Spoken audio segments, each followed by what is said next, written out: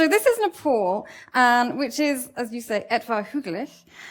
And in Nepal, as you would expect, the roads are in the places where it is easiest to put the roads, which is in the valleys. So everything is easiest in the valleys, and as a result, land is more expensive in the valleys, so the people who have more money live in the valleys. The poorer people live up the hill.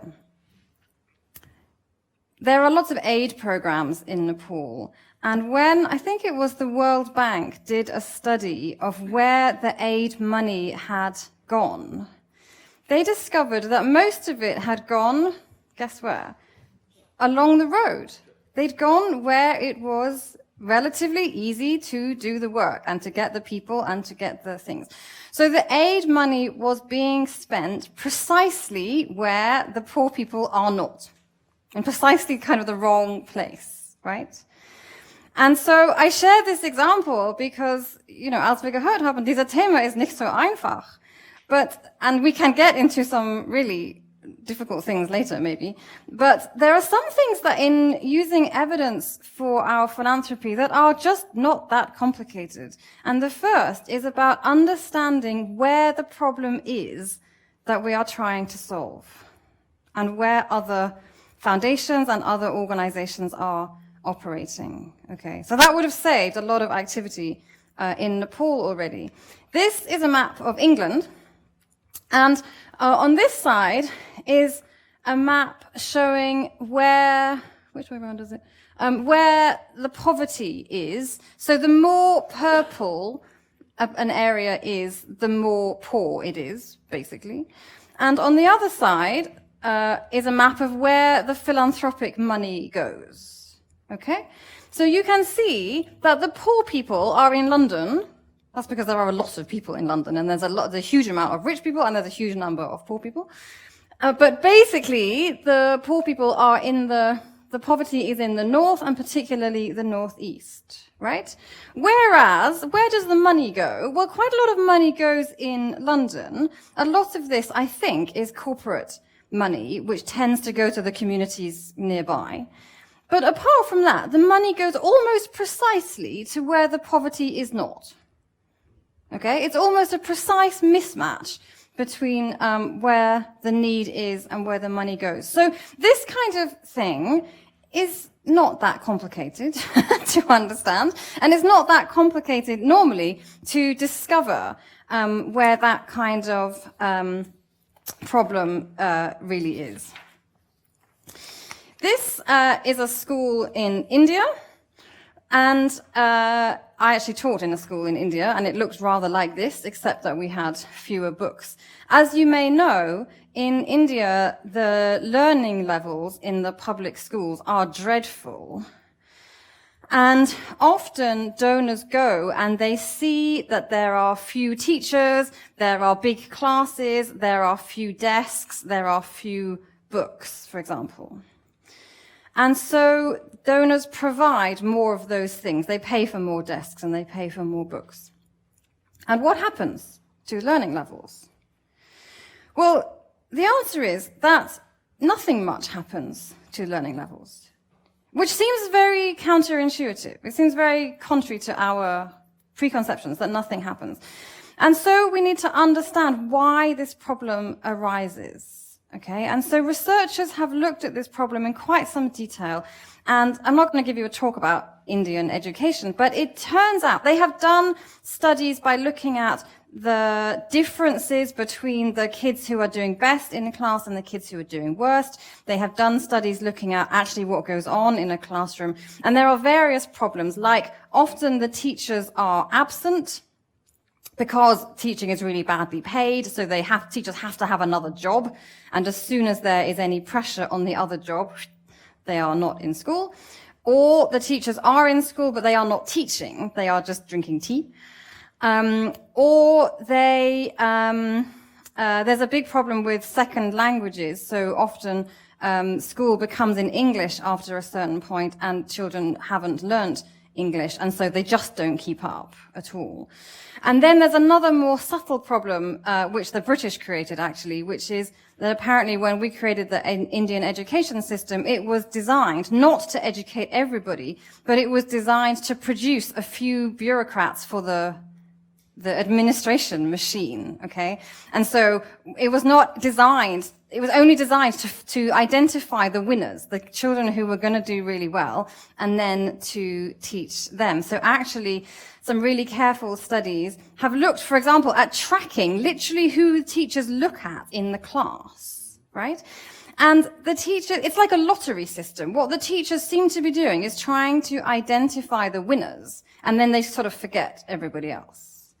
And so actually, if I'm only teaching 3 of the children, it doesn't really matter if the rest of you have books or not, or a desk or not. Do you see what I mean? So we're not here to talk about Indian education, but it is really important to understand the problem that we are trying to solve. Actually, what is the problem and why is it there? So in this case, the problem is not simply a lack of books or a lack of teachers. It's a completely different mindset. It's partly about the funding for teachers and partly about checking on whether they are teaching.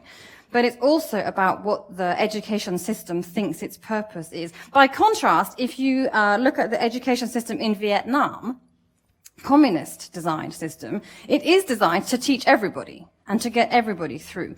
So in Indian schools, there is this massive gap between the children who do best and worst, whereas in Vietnamese schools, there's only a very small gap between the best and worst. And similarly, if you ask teachers in India how well each of their children are doing, they don't really know, where their estimates are very inaccurate. Whereas if you do the same thing in Vietnam, the teachers do know how well each child is doing. So it's just very important to understand this kind of context. Because, in other words, if you were to put your money into buying school books or more inputs into the education system in India, into Indian schools, the chances are that you would waste your money. So, dieser Thema ist nicht so einfach, but I think that really there are only 2 things that you need in order to be able to do evidence-based philanthropy, and they are these. One is to understand the problem that you are trying to solve in the way that I've just described. Often the problem is not what you think it is, and you need to be pretty sophisticated to understand the problem. So what is the problem you're trying to solve? Why is it there? Why is it still there? And where is it? And then secondly, what is effective at solving it? What are effective solutions? That's kind of it, right? So yeah, take a picture of this slide. Because this is the most useful thing. This is the kind of bulk of what we're going to talk about. This is kind of all that you need to know. So now we're going to talk a bit about effectiveness. These are children in South Africa. I don't know why we're talking about education so much, but anyway. So these are children in a school in KwaZulu-Natal in India, in South Africa. In South Africa, as you may know, there are loads of local languages, but school becomes in English after the 4th year. And that's okay if you speak English, and it's not okay if you don't. Because if you don't speak English, then it's like just, you've no idea what's going on. And so those children fall behind, and it tends to be the poorer children who fall behind. So there are, as you would expect, remedial education programs. I'm really sorry if you don't know this vocabulary. I can't translate this. But programs for children to catch up. And this is one which was run in the Pinetown district, and it was 12 weeks long, I think. And it's designed to improve children's learning levels. So it is reasonable to test what their learning level is before the program and what it is after the program. Okay? And here is the answer. So the learning level is higher. Let me see if I can do this. Look at this. Isn't that cool? So the learning level, I'm just doing this because I have a new toy. So the learning level is higher after the program than it was before. So you might look at this and you would think, okay, great, success. But actually, when researchers have done a careful study and they have compared the change in learning level with children of the same, kind of the same children, very similar children, who do not get that program, this is what they find. That the increase in learning from doing the program is basically the same as the increase if you don't do the program. Okay? I realize not everybody is a massive fan of graphs. But so what this shows is that the program is not achieving anything. And this is a really important lesson because often we might think that a program is a good idea. It might sound like a good idea. And if we only do a really simple test of it, then we might be misled. Okay, so this kind of graph, actually non-profits produce these kind of graphs a lot. Okay, comparing before and after. A friend of mine says, you might as well ask the children how old they were at the beginning and how old they were at the end and pretend that your program results in the passage of time. Okay? And so this is kind of an important lesson that we have to be really careful that we are actually producing something, and also to do a really good test. There are loads of examples like this. We were talking earlier today about microcredit, for example. You're familiar with microcredit, microfinance. So in northern Thailand, and I think also in the Philippines and elsewhere in India, you get the same thing, that when you look at the change in, let's say, household income, or the change in women's empowerment, or the change in whatever you care about, usually, with microcredit, certainly with this study in northeast Thailand, that it looks like something is happening, your intervention is improving that outcome, but in fact, when you do a careful study, it turns out that it's not producing anything that is useful. We had the big lottery fund, which is the biggest funder of charities in Britain, just did rigorous trials. These are all from randomized control trials of 3 of its programs, which it had funded because they sound sensible and they produce some sensible looking results. And when you analyze them really carefully, it turns out that actually nothing is happening. And so I tell you this is, a more complicated type of evidence, and it's of the type understanding what is effective is we just need to be really careful because not everything that sounds like it's a good idea is a good idea. Here is a program for preventing teenage pregnancy. And this is a program that came from the US and we implemented it in Britain. I think it was implemented in other places too. And it took at-risk teenage girls and it gave them a sort of doll that was a bit like a baby. And the theory was that it would be so difficult looking after this doll that actually they would be deterred from wanting to have children. And it had the opposite effect. It increased the number of teenage pregnancies, and not just by a little bit, but by 37%. Okay. Now, I mean, this is pregnancy, right? These are whole people being created because this program had not been researched properly. And it was researched and it was in the Lancet. And, so we have to be extremely careful that we do not make a problem worse. I'm doing some work currently on, child sexual abuse, and so please do not make the problem worse.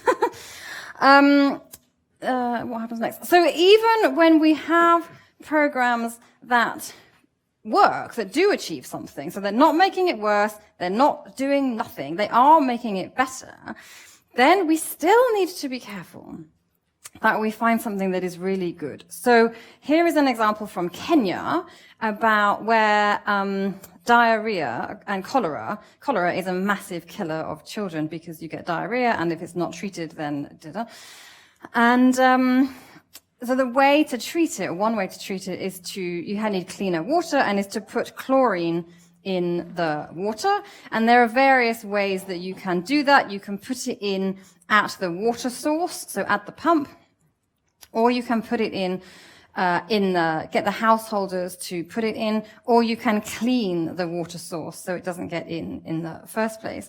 And so if we were to draw a graph of those 3 mechanisms, right, and to look at the number of cases of diarrhea which are prevented through each of these ways, okay? This graph starts at 0, right? So there's nothing like it's not making it worse. This graph is not going to go down. It's not that bad.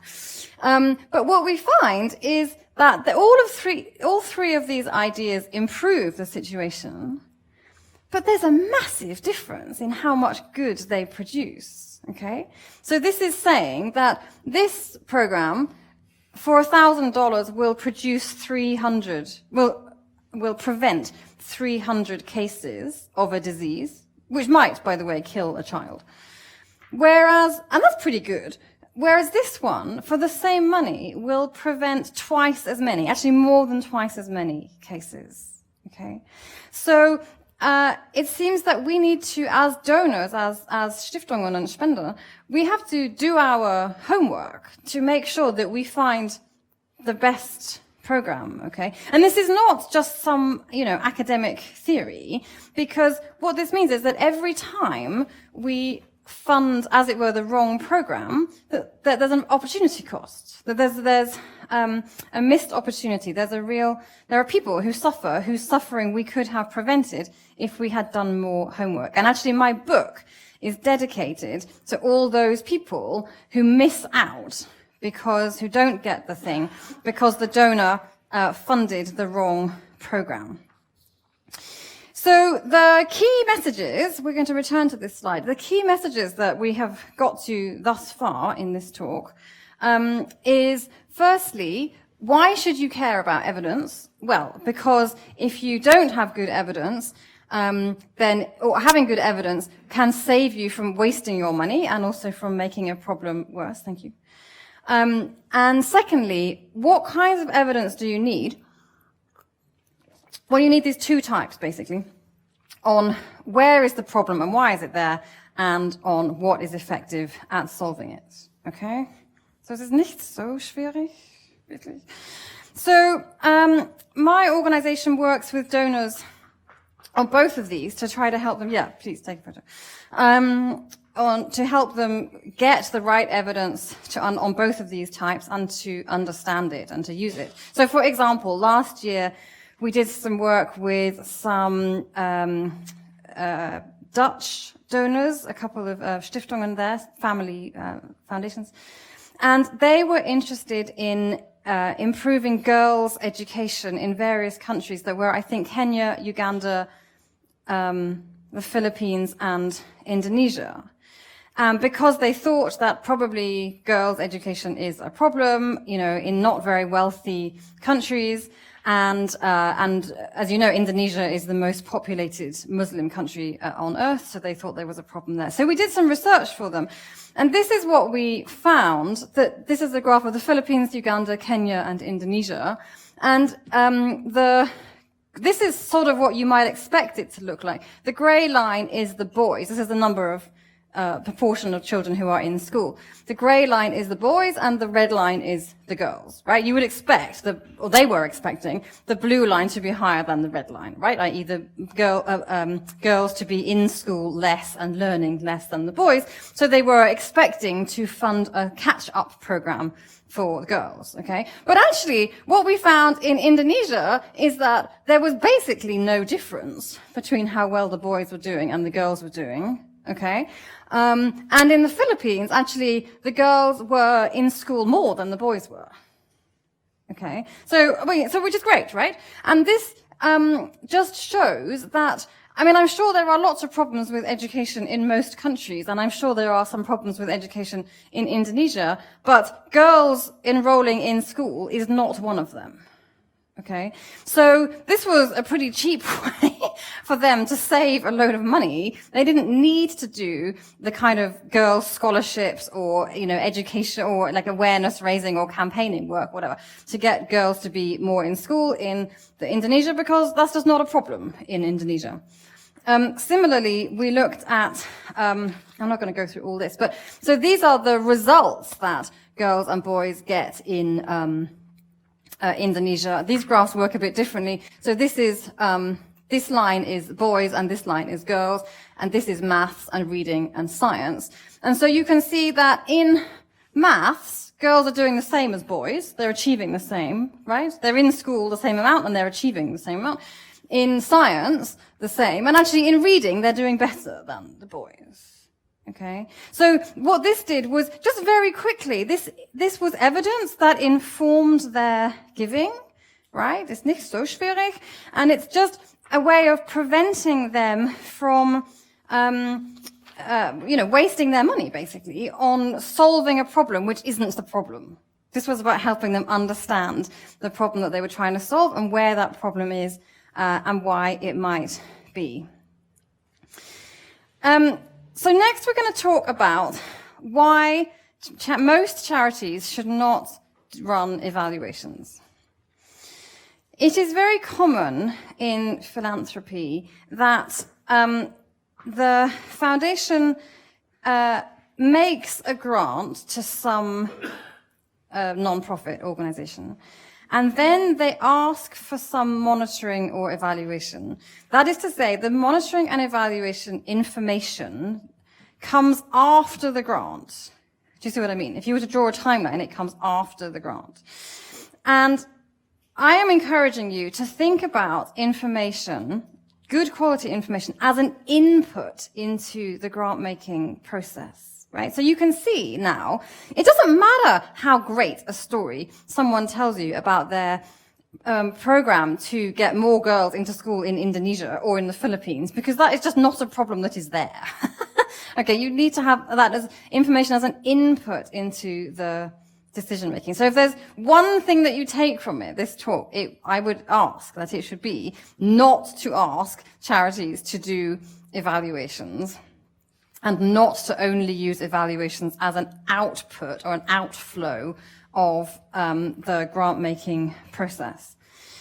There are various reasons that I think charities shouldn't do evaluations. One is that they're not researchers, actually. So they are not really designed to help you answer either of these questions. Either where is the problem or why is it there, or what is effective at solving it. So when I talked about the Indian education example, the studies that I referred to about tracking teachers' eyes during class, for example, or looking at the difference between the top of the class and the bottom of the class, or things like that. These are all studies that are done by academic researchers. They're not done by operational non-profits who are basically delivery organizations. Do you see what I mean? Is this making sense? So it's that we're asking them for something that they're not really designed to do. So charities doing evaluations, by which I mean answering this question about understanding what is effective, I think it's quite a foolish thing to do in a way, it seems to me. It's very common, but it seems to me kind of an accident that we've got into. And part of the reason that I am excited to come and talk with you guys is because, as I understand it from the Katerina, is that many of you are younger in philanthropy than we are, and you have not yet made all of the mistakes that I see Stiftungen in Britain and in other countries making. And this is really one of them. So if we ask charities to evaluate themselves, if I say to you, how brilliant are you? What are you going to say? And if I say, how brilliant are you? And by the way, I'm only going to give you money if you say that if you are brilliant. And if you don't have money, then you die. Like, what are you going to say? So it seems to me that there's a massive problem with incentives on charities to do evaluations. Secondly, they often don't have the skill to do it. So the skill of identifying what was caused by the program versus what was caused by just other things, the passage of time, like we saw in the South Africa example or whatever. This is what social science is, and it's complicated to do this work. And so we need to be really careful, and most nonprofits don't have those skills. They often don't have the funding to do it. And even if they did, they often just don't have the sample size. They're just not big enough. They don't have enough children or schools or homeless people or whatever in their programs. So to do a really good experiment and identify reliably what is causing what, you need to sometimes have quite a big sample size. So, for example, in the UK, we have we are not as organized as Austria. So we have some children come to school without having breakfast, and if you are hungry, you cannot learn. So this tends to be poorer children or from more chaotic families. And so we have breakfast clubs at school, where you come and you are given a breakfast and da-da. And to do an evaluation of that properly, we have a thing called the What Works Center in Education, and they did a study. They commissioned a study of this, and they had to have 116 schools in that study in order to make it statistically significant, to identify reliably the difference between what the program created and just other factors. And most charities don't have that.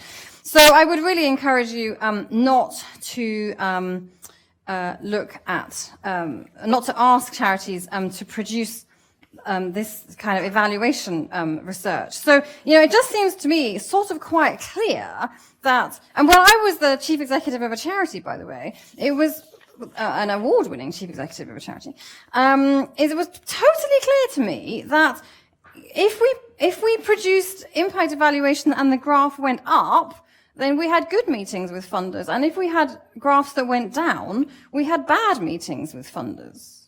So guess which graphs I took to the funders? In your evaluations, you'll get kind of a mix. But we just kind of hid the one. Oops, I wonder what's happened there. We just sort of hid the one. Oh, what's happened here? We just sort of hid the ones that didn't help us with our cause. There was some research done of charities in Britain, which asked them, why do you do the impact research that you do? And these were the answers that they gave. So most of the time they said it was because a funder has told us to, right? Or maybe our board has told us to. Or maybe our funder has provided more money for us to do this. But the number which said that they were doing it in order to improve their practice was 7%. Okay, this is not basically a learning activity. It's like compliance, actually. It's not designed as a learning activity. It's designed as a fundraising activity. And so I put this picture of Roger Federer here because I play tennis badly. And when you go to a tennis court to practice your serve, for example, you don't do it because some funder has told you or because your board has told you. You do it to get better. It's very boring. You do it to get better, and you are very interested in understanding, does your ball land in the right box, for example? And so it just seems to me that if you are wanting to improve and win 20 Grand Slams, although he lost his match last night, did you see that? And got shouty with the umpire. If you actually want to improve, then you need to, you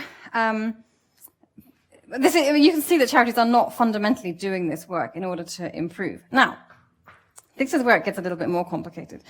Because if you use there are different ways of investigating the effect of a program. And if you use different research methods, you get a different answer. Okay? So we saw that earlier actually in the graph with the South Africa program, that if you just compare before and after, it looks as though the program is quite effective. But if you do a proper randomized trial, actually it looks like nothing is going on at all. And so this is from a reading program in India, which was the same program was evaluated using several different methods. And we don't need to talk through all of them, but these are the results that came out from these different methods. And as you can see, these numbers are very different, right? Some of them show that the program is massively successful. Some of them show it's a bit successful. Some of them show that it's harmful. Well, it cannot be all of those things, right? A maximum of one of these answers is correct. And so we need to be very careful that we use the right research method to answer the question. As you will see here, the pre-post study at the top is the one that gives the biggest answer. Okay? Pre-post studies are a disaster. You should never ask for them. You should never believe them. Well, not never, but very rarely you should believe them. And it happens that if you look at so some of the methods are higher quality than other methods. And if you look at the evaluation research that non-profits produce, and I have not looked at it in Austria, but I have looked at it in plenty of other places, and I bet it's the same here, is that you find that the research that they produce is not very good quality. I'm talking about impact evaluation here.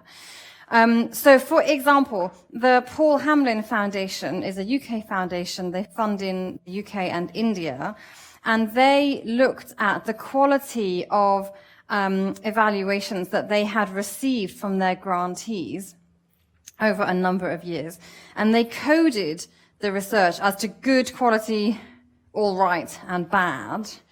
And this is what they found: that not much of it was good, and quite a lot of it was in the middle, and quite a lot of it, a bit of it was really poor. And the criteria that they used here for good, medium and bad were very loose. So in medical research, for example, which is much more sophisticated than most, they have much stricter criteria. And if you put this kind of research through the medical criteria, it would all be at the bottom. It would just not be on the graph. Okay? So, and some of it, they found these statements that were not supported by any evidence at all. Well, that's just a mention, right?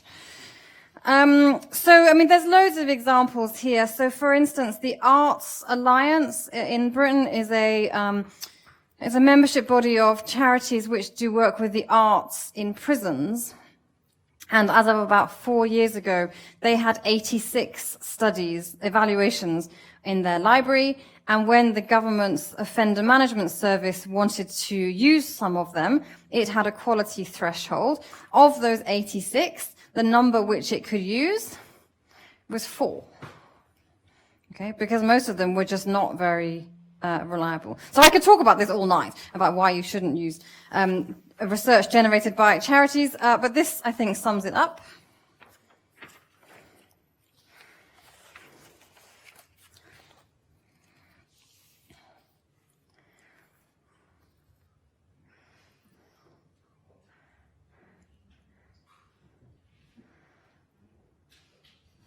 Können Sie das lesen?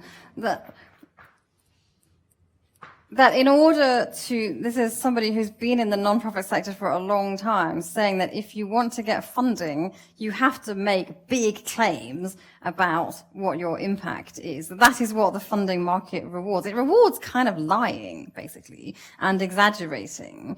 Given what I've just said about how some programs make a problem worse, we can do better than this. We need to be quite sophisticated about how we do this. So it seems to me that a much better way would be to, rather than producing research, or rather than asking every grant to produce research, to produce monitoring and evaluation. Well, monitoring is okay, but rather than asking every grant to rather than asking every grant to produce evaluation, better to use the research that already exists. So often there is research that will tell you where the problem is and why the problem exists, and will also help you to identify solutions that are effective and the most effective. So in a lot of the areas in which we operate, within homelessness we were talking about today, or domestic violence, or environmental work, or species conservation, or domestic violence, or irgendwas, often there is loads of research that social scientists have done rigorously and well, and we can use that. It's like Isaac Newton said, standing on the shoulders of giants. We can use that stuff, and it's free, and you can just have it, and it will save you all of this time.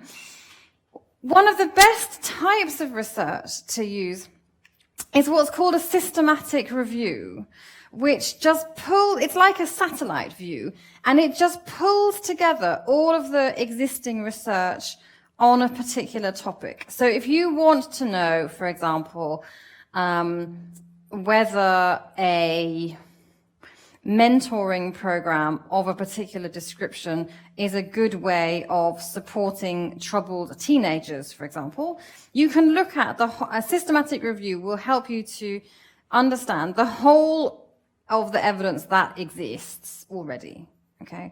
The Campbell collaboration has reviews on many topics of social science, so probably the kind of things that you're funding. In medicine, the Cochrane collaboration has systematic reviews of medical and health issues, and these things are freely or pretty much freely available, and they are really systematic reviews are really the best type of evidence to use for the problem on this side of our chart about understanding which types of interventions are the most effective. Because they bring together everything. So if somebody has done small studies or bad studies or unusual studies, that all sort of comes out in the wash. So back to our key messages, is that the third one we talked about is that, in my view, most charities shouldn't produce evaluations of themselves. And fourthly, that it's a good idea if you can use the research that already exists rather than producing. So, for example, systematic reviews are one of the best ways of doing that. But what if there isn't any evidence? What do you do then? Well, it seems to me that there are only really 4 options that a foundation has. You might decide that there is some target, what I've called a target problem or outcome. So a particular thing that you want to achieve. You want to reduce homelessness in Vienna or reduce diarrhea in Kenya, or, the problem that you are trying to solve. And then you ask this question here is there any reliable evidence yet about how to achieve that? Okay? And the answer will either be yes or no. If there is, if yes, if you are here, there is evidence which is reliable and which is relevant, then your response can be basically, you read the evidence, right? And you implement the thing that it tells you to do, or you find an organization that implements it and you fund that organization. So I call this evidence-based giving. Okay? Alternatively, the answer to this question, is there any decent evidence? The answer is no. And in that case, I think there's only 3 things that you can do. One is that you can fund the production of that research. Right? You want to reduce homelessness in Vienna. Nobody knows how to do that. So you better find out. Okay? An alternative is that you could do something else, right? You could say, well, maybe we don't know about homelessness in cities, but maybe if we know about homelessness, I'm making this up, in the rural areas, then I'll go and work on that. Okay, that's not, some Stiftungen can change what they are focused on, but some are determined to solve their particular problem, or that's their legal focus. Okay, so sometimes you can do something else, sometimes you can't. Or the only other option is what I call guess and hope, right? I have a friend who works as a dealer in a casino, and if your strategy is to guess and hope, you should go and play roulette with him. But given that we are dealing with preventing teenage pregnancy and preventing child sexual abuse, please do not guess and hope in your philanthropy. This is a bad idea, right? So, basically, as you will see, this is not really an option, and doing something else may not be an option for you. So I think there's basically 2 options. You can all have these slides. I'm sure that the VGS can send around these slides. Is that you have basically a choice between evidence-based giving and what I call evidence-generating giving. And evidence-generating giving might be where you fund, if suppose that nobody knew whether girls girls' enrollment in schools in Indonesia relative to boys' enrollment in schools, okay? Well, then maybe that would be a really important thing to know, in which case you would fund researchers to go find that out, okay?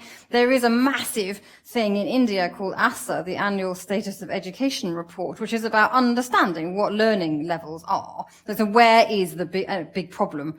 Geographically, where is the problem in education? And that was created by Pratham, the Indian NGO, because they needed to know actually where to put their resources. Or it might be that you are very, like I say, you are very focused on reducing homelessness in Vienna. No one yet knows how to do that. You better find out. So here you might be funding primary research. Is that what you call it? To do a study, directly with people, gathering information, or testing the effectiveness of an intervention. Or you might fund secondary research, so pulling together all the existing research so that it's easier to see and find and use. But you're doing evidence-generating giving. If you have a non-profit that is doing something really innovative or which is doing something unusual and important, and you want to, you might want to reliably find out how effective that intervention is, then rather than asking the non-profit to evaluate itself, you might put some academics or some specialist researchers around it who can do a good evaluation of it. Okay, they get around the problem of incentives and sample size and skills that we talked about earlier, and funding to some extent. So it seems to me that these are the two kind of basic choices that we have. So what you need to know then is whether you are in what I call yes land or no land, right? So whether you are in a position so where is the evidence and what does it show? And there are now, as of quite recently, things called evidence and gap maps. And we produce some sometimes for clients where you literally map what evidence exists so that you can see the areas where it is and the areas where it is not. And they look like this. So you have columns showing the various outcomes and rows showing the various interventions. Right? So suppose this is about homelessness in Vienna. I'm going to make up one of these live. This is a very bad idea. But you might have, an outcome might be a reduction in rough sleeping. A second outcome might be a reduction in mental health problems amongst homeless people. A third might be, okay, help me out here. Might be jobs, people into jobs. And a fourth one might be physical health, for example, right? And the interventions might be, having people go out onto the street to find rough sleepers, or it might be, a second intervention might be providing a worker to help people find housing, the kind of stuff. And so what you do when you produce an evidence and gap map is you go look for the literature, you find a study, and when a study is relevant, when it has looked at, is intervention 3 effective at producing outcome number 1, for example, you put it in this box. And if that study is also looking at how effective this intervention is at producing this outcome, you put the study also in that box, right? And so what you end up with is something like this. This is an example of one it's a part of one for education in less developed countries. So the interventions were school-based health things, school lunches and breakfasts, scholarships, and the outcomes were teacher attendance, teacher performance, enrollment, child attendance, and so on, right? And what this shows you is areas where there is quite a lot of evidence, right, where there's lots of dots, basically. That means there's lots of studies. And there are some areas where there's many fewer studies. And often you find areas of these maps where there's no studies at all. And what this means is it can this shows you whether you are in yes land or no land, okay? If your outcome that you are interested in, the target outcome that we saw on my roulette diagram, remember? If the target outcome that you are interested in is, let's say, teacher attendance, then it might tell you these are the interventions that people have looked at, but not very often. Okay, so you're on thin ice, as we would say. And you might well want to fund the production of more evidence here. So these things are a map, okay? They show you what studies exist. They don't tell you what those studies say. They tell you whether you are in yes land or no land. So whether you can do evidence-based giving, or if you're in no land, whether you better do evidence-producing work, or you better go do something else. Okay? So they are a map. Here is an example of a map, in case you don't know what a map looks like. So this is a map of central London. This is part of the Great British Toilet Map. Okay, which if you come to London, get this app on your phone. It's very useful. It's probably the most useful thing I'm going to tell you this evening. And it shows you where the toilets are, right? It does not tell you whether they have soap in them and stuff like that, okay? It's a map. They show you where the evidence is, but they don't necessarily tell you what that evidence says. And like I say, we are doing one of these for a client right now, looking at child maltreatment and child sexual abuse. And of course, what you want to do is to look only at the studies above a particular quality threshold, because for the reasons that we've talked about, you don't want to have evidence in your map, which is no good. You don't want to be relying on it. Oh, I should say that some Stiftungen deliberately divide their work into an evidence-based part and an evidence-generating part. So Dubai Cares, for example, which is a $1 billion foundation set up by Sheikh Mohammed bin Rashid Al Maktoum in Dubai, it divides its work like that. And it's very clear, and they have a completely different way of handling grants if they are in yes land versus if they are in no land. Okay. And like I said, giving evidence, my organization works with donors on both of those. So then this brings us to the last of our main messages, which is that if there is no decent evidence, either do something else or fund the production of it, but don't guess. Okay. And evidence gap maps can be really helpful. And they may be very helpful for you, actually, as a Verein, as a community, because it may be that there are, several, Stiftungen here and in the VGS who are interested in the same kind of area, who are interested in homelessness or mental health or climate change or something. And it might be useful to collectively produce some of these, or ask somebody to produce one of these evidence and gap maps, because they're not expensive, and they could guide the work that each of you is doing. You see what I mean? And to coordinate and inform all of your work. So that's our last key message. I'm going to stop here because we could go on, but I could talk about this all night. But I think that's probably enough examples. And I hope that was interesting and understandable. And I'm very happy to take questions if you have any questions or comments.